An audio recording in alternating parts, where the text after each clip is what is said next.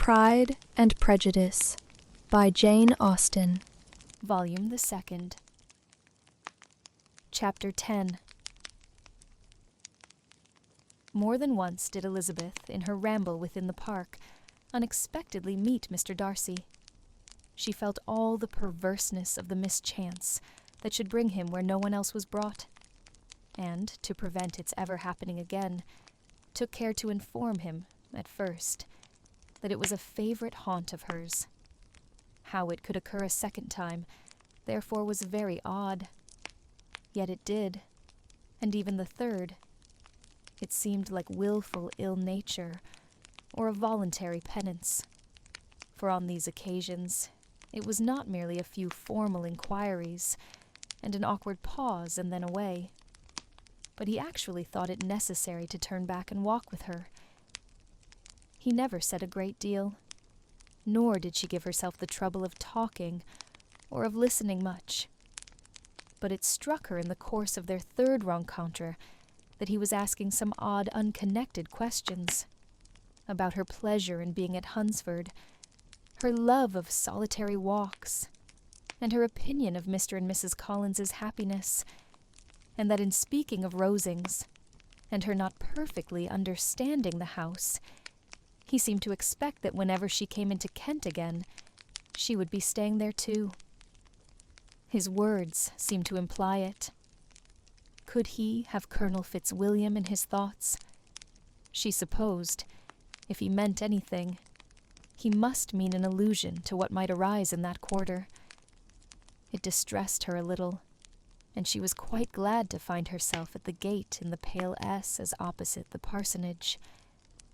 She was engaged one day, as she walked, in reperusing Jane's last letter, and dwelling on some passages which proved that Jane had not written in spirits, when, instead of being again surprised by Mr. Darcy, she saw, on looking up, that Colonel Fitzwilliam was meeting her.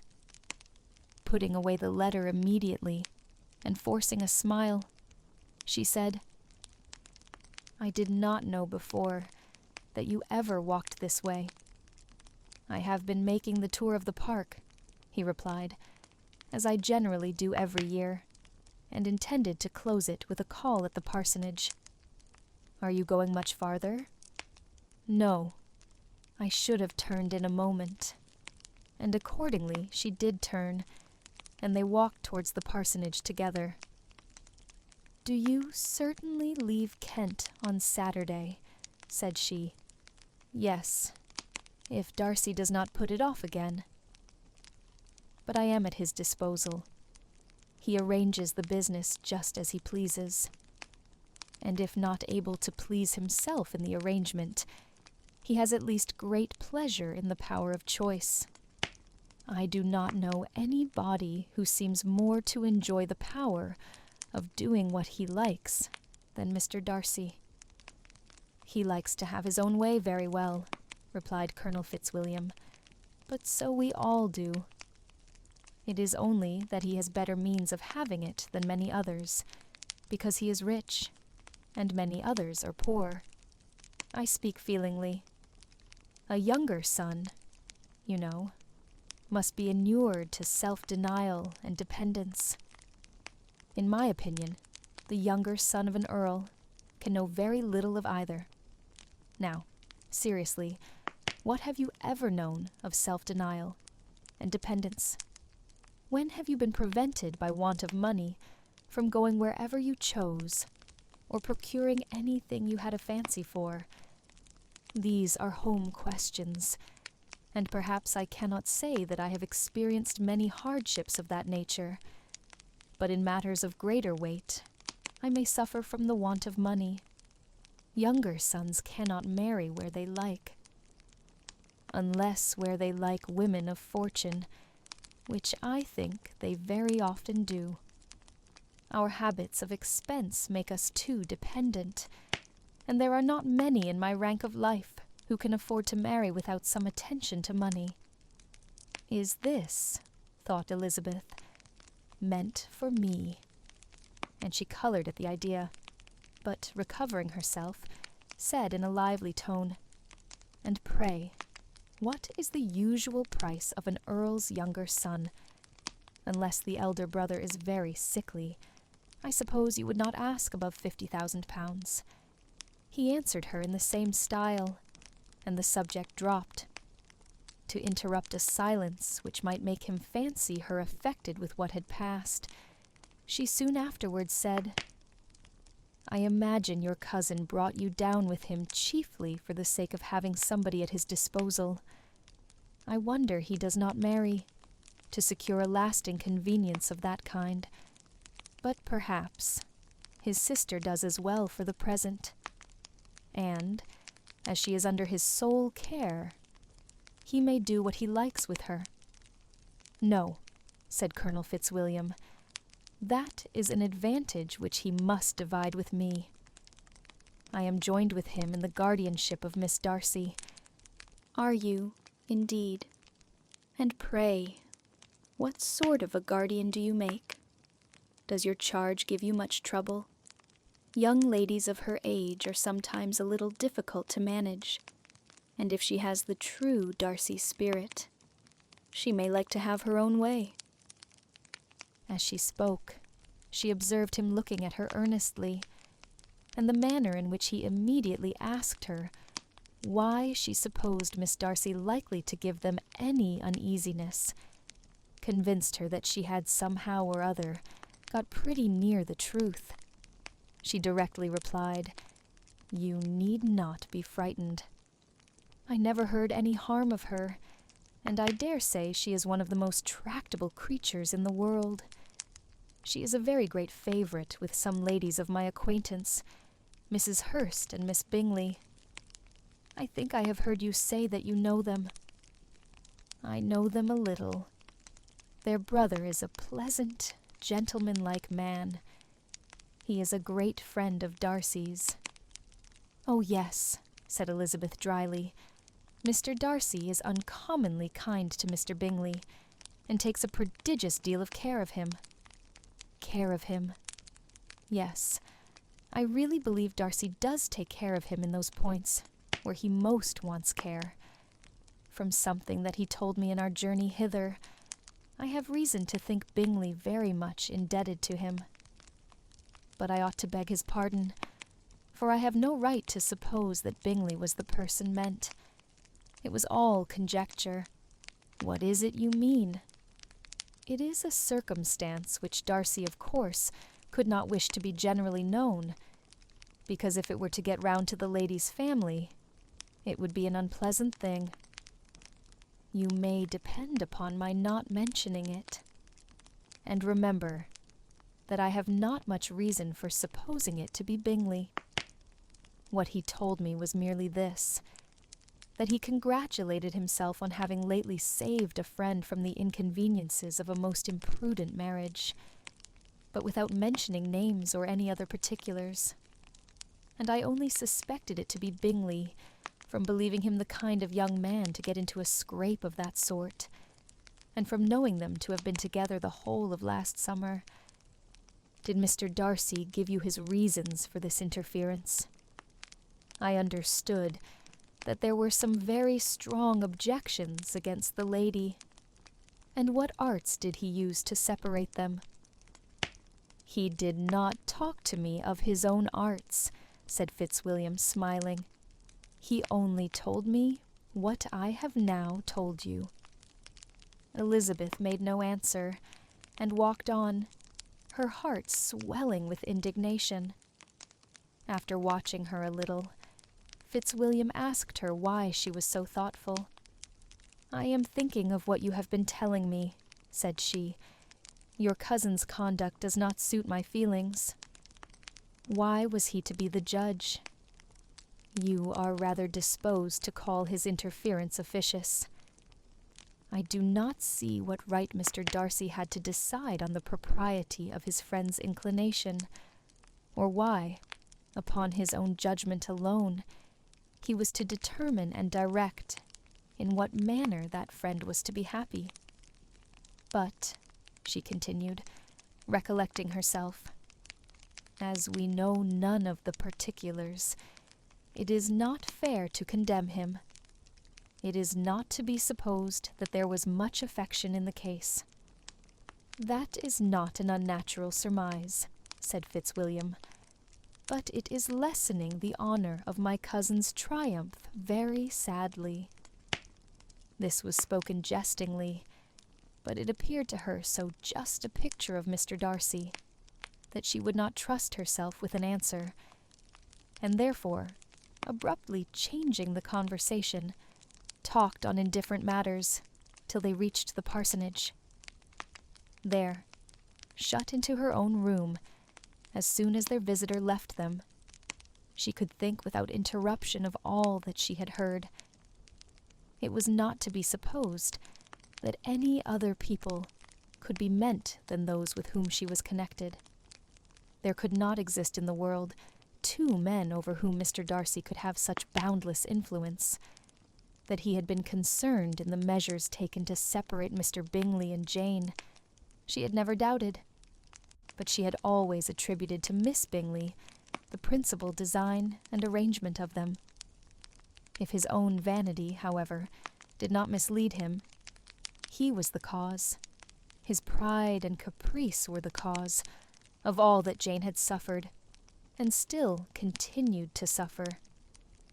He had ruined for a while every hope of happiness for the most affectionate, generous heart in the world, and no one could say how lasting an evil he might have inflicted. There were some very strong objections against the lady, were Colonel Fitzwilliam's words, and these strong objections probably were her having one uncle who was a country attorney, and another who was in business in London.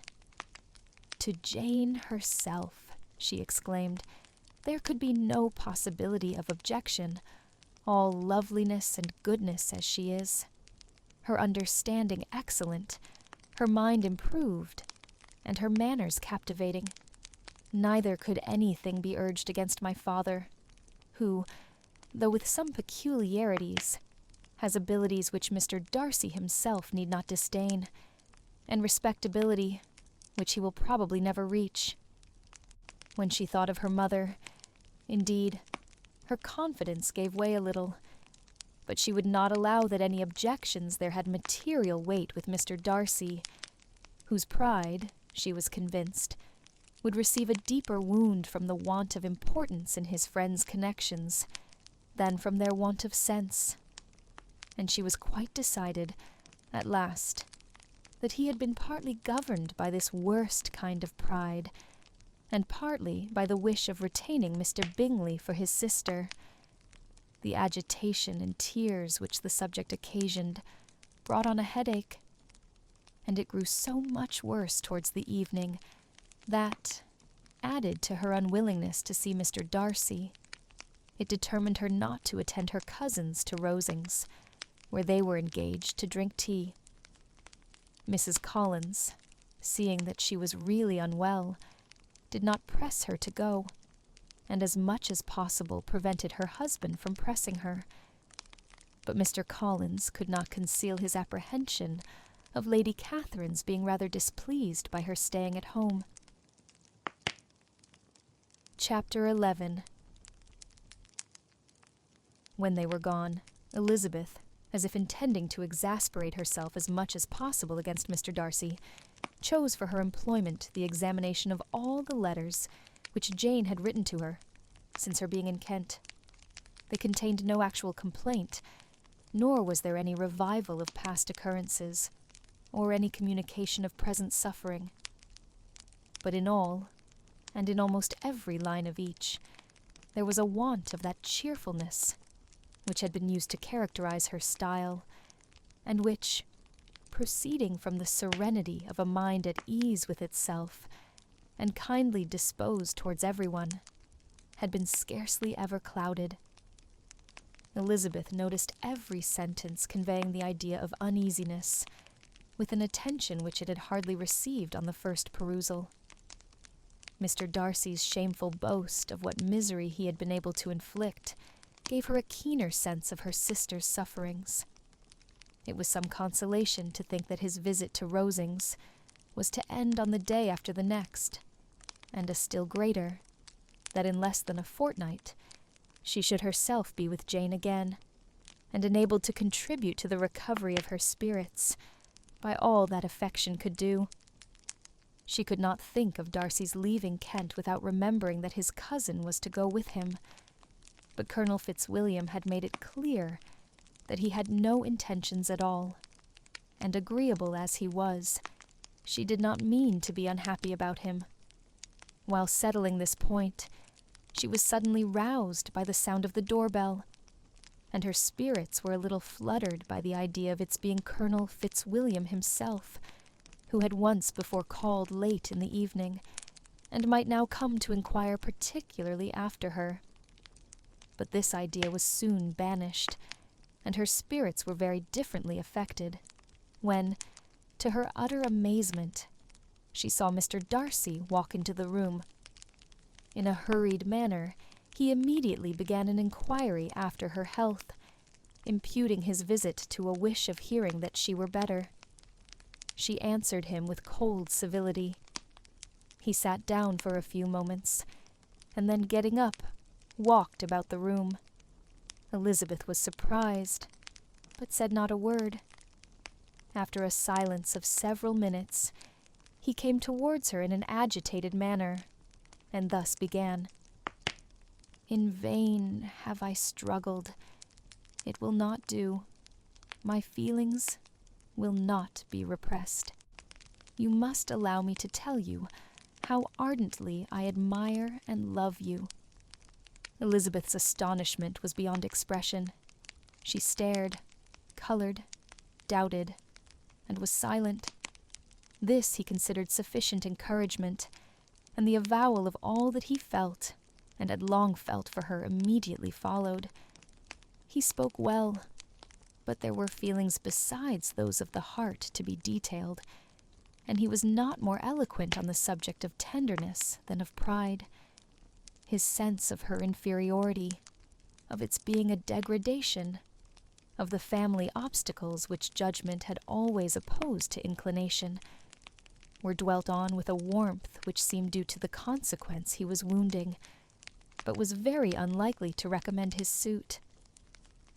In spite of her deeply rooted dislike, she could not be insensible to the compliment of such a man's affection, and though her intentions did not vary for an instant, she was at first sorry for the pain he was to receive, till, roused to resentment by his subsequent language, she lost all compassion in anger.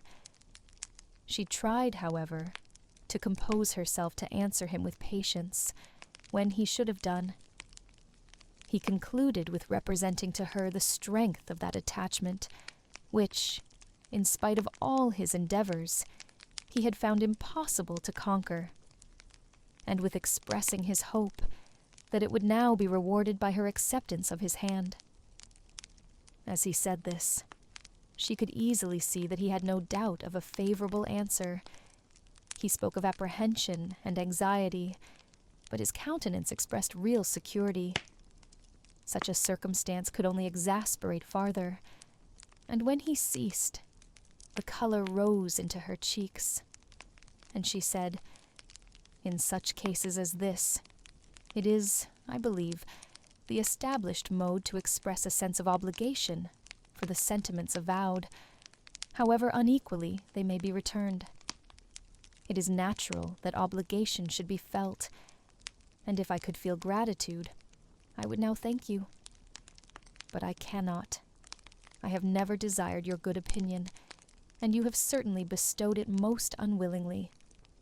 I am sorry to have occasioned pain to anyone. It has been most unconsciously done, however, and I hope will be of short duration. The feelings which you tell me have long prevented the acknowledgment of your regard can have little difficulty in overcoming it after this explanation."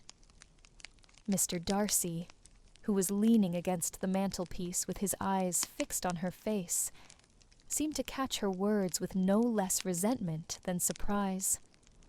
His complexion became pale with anger, and the disturbance of his mind was visible in every feature. He was struggling for the appearance of composure, and would not open his lips, till he believed himself to have attained it. The pause was to Elizabeth's feelings dreadful. At length, in a voice of forced calmness, he said, "And this is all the reply which I am to have the honor of expecting. I might, perhaps, wish to be informed why, with so little endeavor at civility, I am thus rejected. But it is of small importance." "I might as well inquire," replied she, "why, with so evident a design of offending and insulting me, you chose to tell me that you liked me against your will, against your reason, and even against your character. Was not this some excuse for incivility, if I was uncivil? But I have other provocations. You know I have. Had not my own feelings decided against you, had they been indifferent, or had they even been favorable, do you think that any consideration would tempt me to accept the man who has been the means of ruining, perhaps forever, the happiness of a most beloved sister?" As she pronounced these words, Mr. Darcy changed color, but the emotion was short, and he listened without attempting to interrupt her while she continued, "I have every reason in the world to think ill of you. No motive can excuse the unjust and ungenerous part you acted there. You dare not, you cannot deny that you have been the principal, if not the only means of dividing them from each other, of exposing one to the censure of the world for caprice and instability, the other to its derision for disappointed hopes, and involving them both in misery of the acutest kind." She paused, and saw with no slight indignation that he was listening with an air which proved him wholly unmoved by any feeling of remorse. He even looked at her with a smile of affected incredulity. "Can you deny that you have done it?" she repeated. With assumed tranquillity, he then replied, "I have no wish of denying that I did everything in my power to separate my friend from your sister, or that I rejoice in my success.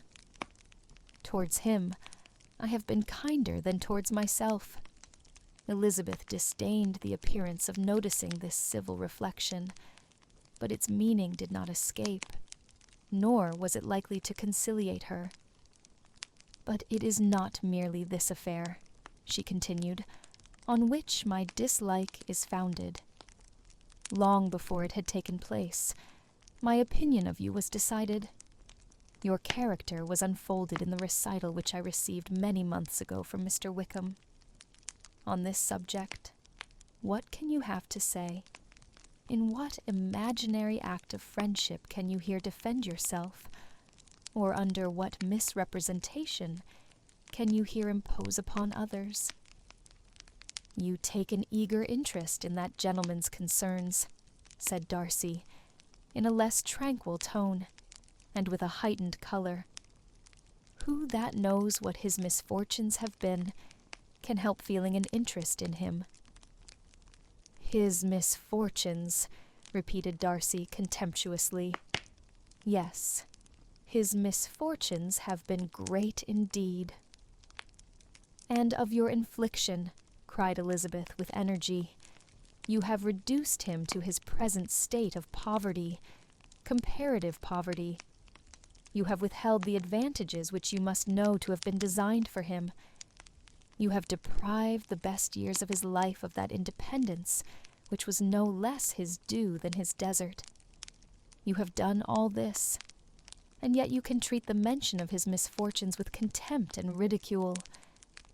And this," cried Darcy, as he walked with quick steps across the room, "is your opinion of me. This is the estimation in which you hold me. I thank you for explaining it so fully. My faults, according to this calculation, are heavy indeed.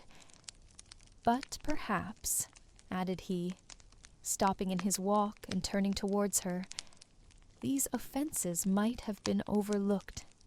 had not your pride been hurt by my honest confession of the scruples that had long prevented my forming any serious design. These bitter accusations might have been suppressed, had I, with greater policy, concealed my struggles, and flattered you into the belief of my being impelled by unqualified, unalloyed inclination, by reason, by reflection, by everything. But disguise of every sort is my abhorrence, nor am I ashamed of the feelings I related. They were natural and just. Could you expect me to rejoice in the inferiority of your connections, to congratulate myself on the hope of relations whose condition in life is so decidedly beneath my own? Elizabeth felt herself growing more angry every moment, yet she tried to the utmost to speak with composure when she said, "You are mistaken, Mr. Darcy, if you suppose that the mode of your declaration affected me in any other way than as it spared me the concern which I might have felt in refusing you, had you behaved in a more gentlemanlike manner." She saw him start at this, but he said nothing, and she continued, "You could not have made me the offer of your hand in any possible way that would have tempted me to accept it." Again his astonishment was obvious, and he looked at her with an expression of mingled incredulity and mortification. She went on, "From the very beginning, from the first moment, I may almost say, of my acquaintance with you, your manners impressing me with the fullest belief of your arrogance, your conceit, and your selfish disdain of the feelings of others, were such as to form that groundwork of disapprobation, on which succeeding events have built so immovable a dislike.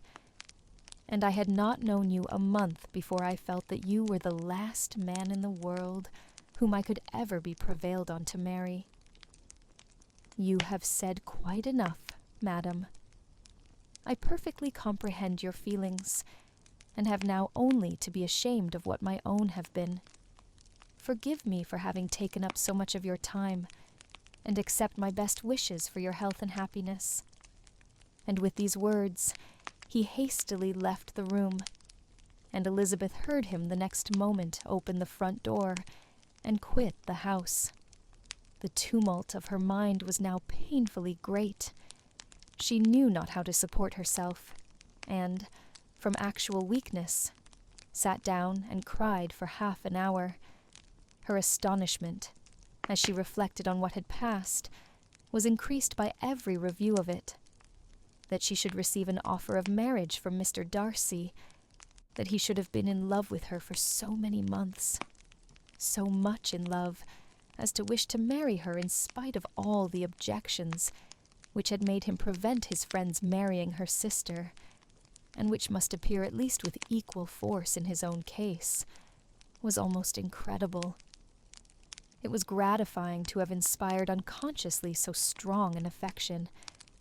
But his pride, his abominable pride, his shameless avowal of what he had done with respect to Jane, his unpardonable assurance in acknowledging, though he could not justify it, and the unfeeling manner in which he had mentioned Mr. Wickham, his cruelty towards whom he had not attempted to deny, soon overcame the pity which the consideration of his attachment had for a moment excited. She continued in very agitating reflections, till the sound of Lady Catherine's carriage made her feel how unequal she was to encounter Charlotte's observation, and hurried her away to her room. Chapter 12. Elizabeth awoke the next morning to the same thoughts and meditations which had at length closed her eyes. She could not yet recover from the surprise of what had happened. It was impossible to think of anything else, and totally indisposed for employment, she resolved soon after breakfast to indulge herself in air and exercise. She was proceeding directly to her favorite walk, when the recollection of Mr. Darcy's sometimes coming there stopped her. and instead of entering the park, she turned up the lane, which led her farther from the turnpike road. The park paling was still the boundary on one side, and she soon passed one of the gates into the ground. After walking 2 or 3 times along that part of the lane, she was tempted, by the pleasantness of the morning, to stop at the gates and look into the park. The 5 weeks which she had now passed in Kent had made a great difference in the country, and every day was adding to the verdure of the early trees. She was on the point of continuing her walk when she caught a glimpse of a gentleman within the sort of grove which edged the park. He was moving that way, and fearful of its being Mr. Darcy, she was directly retreating. But the person who advanced was now near enough to see her, and stepping forward with eagerness, pronounced her name. She had turned away, but on hearing herself called, though in a voice which proved it to be Mr. Darcy, she moved again towards the gate. He had by that time reached it also, and holding out a letter, which she instinctively took, said with a look of haughty composure, "I have been walking in the grove some time, in the hope of meeting you. Will you do me the honor of reading that letter?" And then, with a slight bow, turned again into the plantation, and was soon out of sight. With no expectation of pleasure, but with the strongest curiosity, Elizabeth opened the letter, and to her still increasing wonder, perceived an envelope containing 2 sheets of letter paper, written quite through, in a very close hand. The envelope itself was likewise full. Pursuing her way along the lane, she then began it. It was dated from Rosings, at 8 o'clock in the morning, and was as follows: "Be not alarmed, madam, on receiving this letter, by the apprehension of its containing any repetition of those sentiments, or renewal of those offers, which were last night so disgusting to you. I write without any intention of paining you, or humbling myself, by dwelling on wishes, which, for the happiness of both, cannot be too soon forgotten, and the effort which the formation and the perusal of this letter must occasion should have been spared, had not my character required it to be written and read. You must, therefore, pardon the freedom with which I demand your attention. Your feelings, I know, will bestow it unwillingly, but I demand it of your justice. 2 offenses of a very different nature, and by no means of equal magnitude, you last night laid to my charge. The first mentioned was, that, regardless of the sentiments of either, I had detached Mr. Bingley from your sister, and the other, that I had, in defiance of various claims, in defiance of honor and humanity, ruined the immediate prosperity, and blasted the prospects of Mr. Wickham, wilfully and wantonly, to have thrown off the companion of my youth, the acknowledged favorite of my father, a young man who had scarcely any other dependence than on our patronage, and who had been brought up to expect its exertion, would be a depravity, to which the separation of 2 young persons, whose affection could be the growth of only a few weeks, could bear no comparison. But from the severity of that blame, which was last night so liberally bestowed, respecting each circumstance, I shall hope to be in future secured, when the following account of my actions and their motives has been read. If, in the explanation of them which is due to myself, I am under the necessity of relating feelings which may be offensive to yours, I can only say that I am sorry. The necessity must be obeyed, and further apology would be absurd. I had not been long in Hertfordshire before I saw, in common with others, that Bingley preferred your elder sister to any other young woman in the country. but it was not till the evening of the dance at Netherfield that I had any apprehension of his feeling a serious attachment. I had often seen him in love before. At that ball, while I had the honor of dancing with you, I was first made acquainted, by Sir William Lucas's accidental information, that Bingley's attentions to your sister had given rise to a general expectation of their marriage.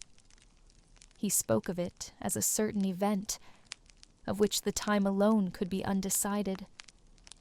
From that moment, I observed my friend's behavior attentively, and I could then perceive that his partiality for Miss Bennet was beyond what I had ever witnessed in him. Your sister, I also watched. Her look and manners were open, cheerful, and engaging as ever, but without any symptom of peculiar regard, and I remained convinced, from the evening's scrutiny, that though she received his attentions with pleasure, she did not invite them by any participation of sentiment. If you have not been mistaken here, I must have been in an error. Your superior knowledge of your sister must make the latter probable. If it be so, if I have been misled by such error to inflict pain on her, your resentment has not been unreasonable. But I shall not scruple to assert that the serenity of your sister's countenance and air was such as might have given the most acute observer a conviction that, however amiable her temper, her heart was not likely to be easily touched. That I was desirous of believing her indifferent is certain, but I will venture to say that my investigations and decisions are not usually influenced by my hopes or fears. I did not believe her to be indifferent because I wished it. I believed it on impartial conviction, as truly as I wished it in reason. My objections to the marriage were not merely those which I last night acknowledged to have required the utmost force of passion to put aside in my own case. The want of connection could not be so great an evil to my friend as to me. But there were other causes of repugnance, causes which, though still existing, and existing to an equal degree in both instances, I had myself endeavored to forget, because they were not immediately before me. These causes must be stated, though briefly. The situation of your mother's family, though objectionable, was nothing in comparison of that total want of propriety, so frequently, so almost uniformly betrayed by herself, by your 3 younger sisters, and, occasionally, even by your father. Pardon me. It pains me to offend you, but amidst your concern for the defects of your nearest relations, and your displeasure at this representation of them, let it give you consolation to consider that to have conducted yourselves so as to avoid any share of the like censure is praise, no less generally bestowed on you and your eldest sister, than it is honorable to the sense and disposition of both. I will only say, farther, that from what passed that evening, my opinion of all parties was confirmed, and every inducement heightened, which could have led me before to preserve my friend from what I esteemed a most unhappy connection. He left Netherfield for London on the day following, as you, I am certain, remember, with the design of soon returning. The part which I acted is now to be explained. His sister's uneasiness had been equally excited with my own. Our coincidence of feeling was soon discovered, and alike sensible that no time was to be lost in detaching their brother, we shortly resolved on joining him directly in London. We accordingly went, and there I readily engaged in the office of pointing out to my friend the certain evils of such a choice.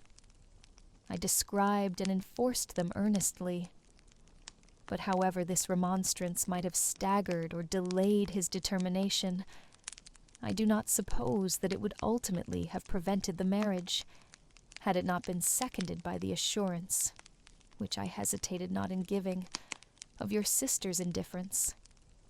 He had before believed her to return his affection with sincere, if not with equal, regard. But Bingley has great natural modesty, with a stronger dependence on my judgment than on his own. To convince him, therefore, that he had deceived himself was no very difficult point.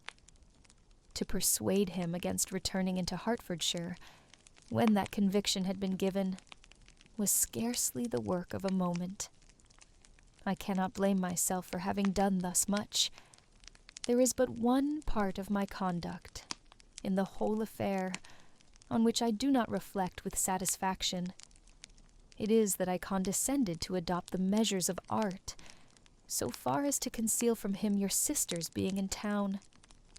I knew it myself, as it was known to Miss Bingley, but her brother is even yet ignorant of it.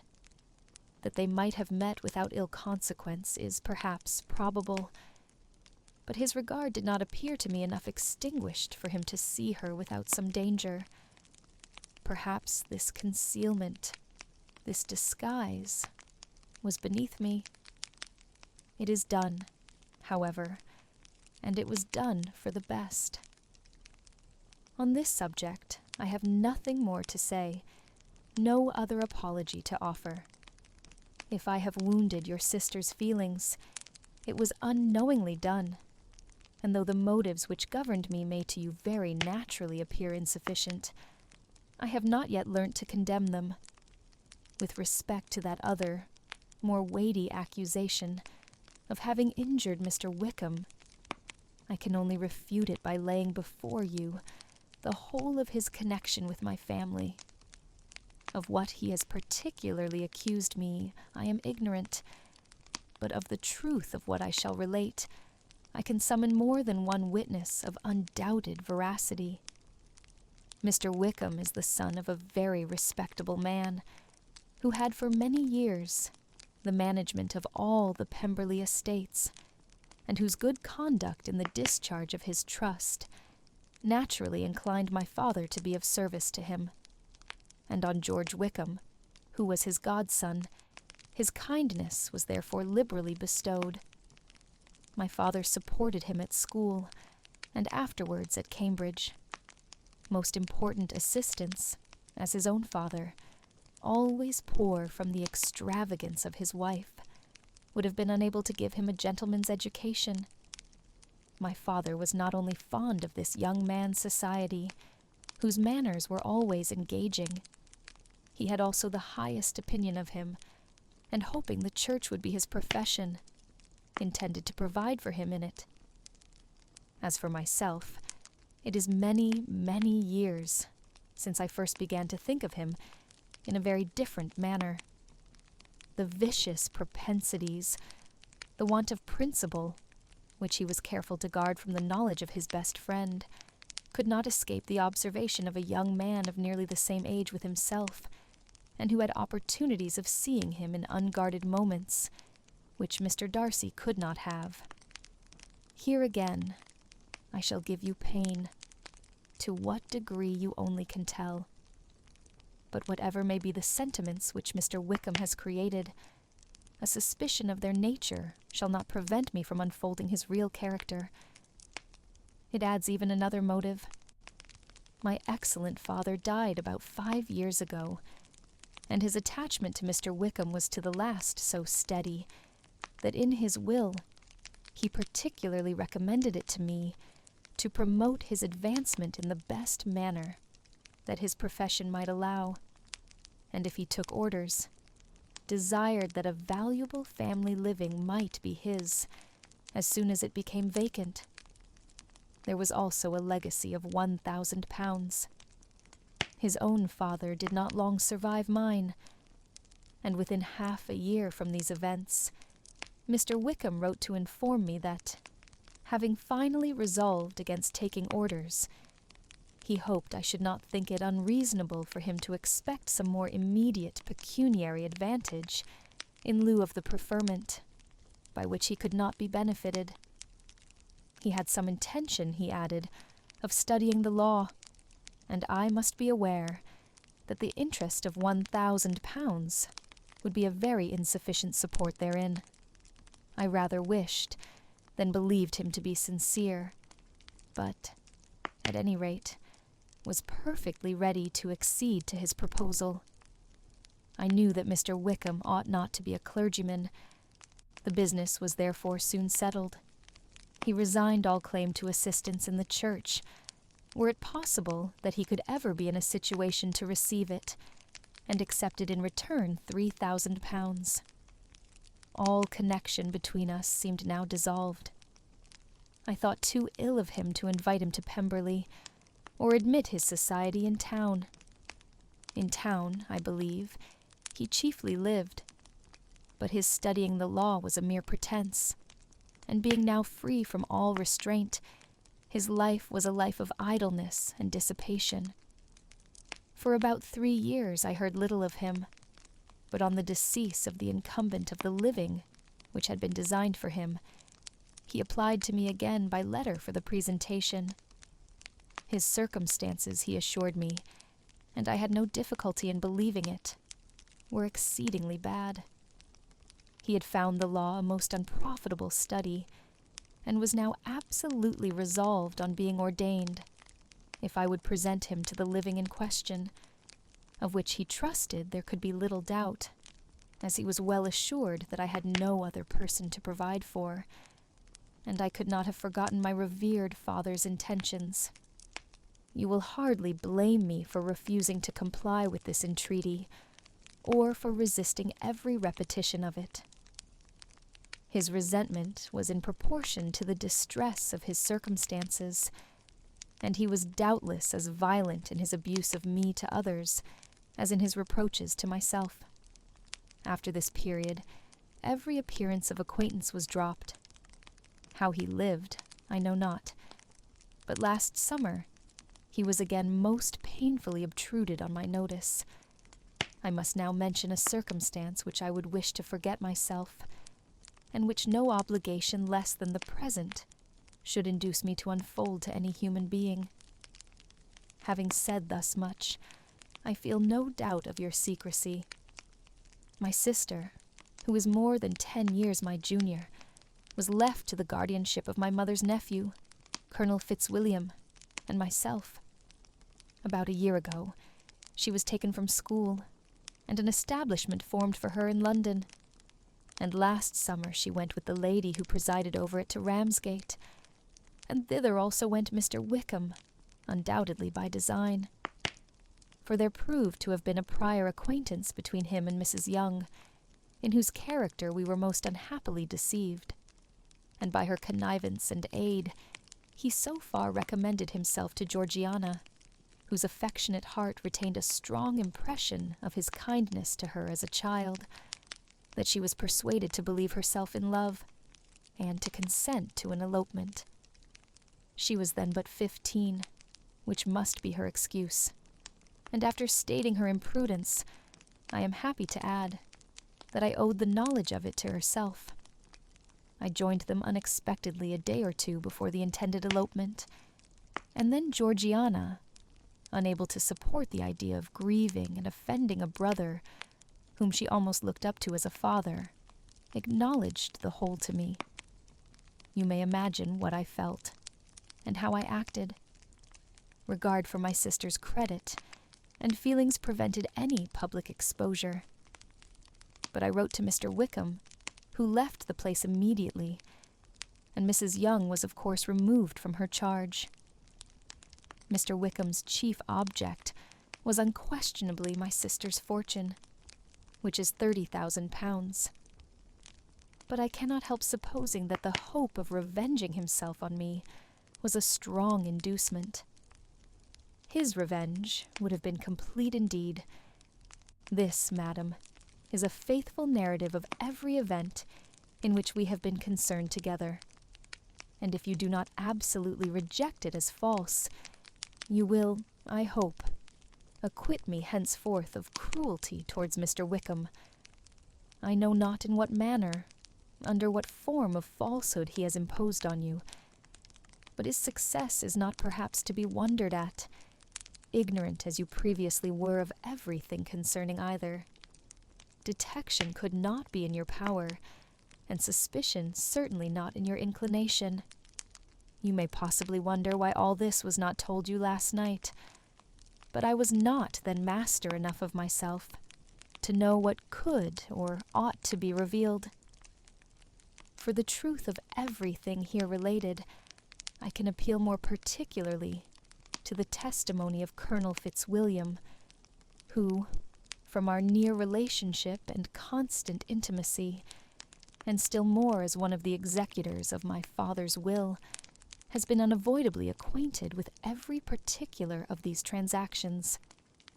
If your abhorrence of me should make my assertions valueless, you cannot be prevented by the same cause from confiding in my cousin, and that there may be the possibility of consulting him. I shall endeavor to find some opportunity of putting this letter in your hands in the course of the morning. I will only add, God bless you. Fitzwilliam Darcy,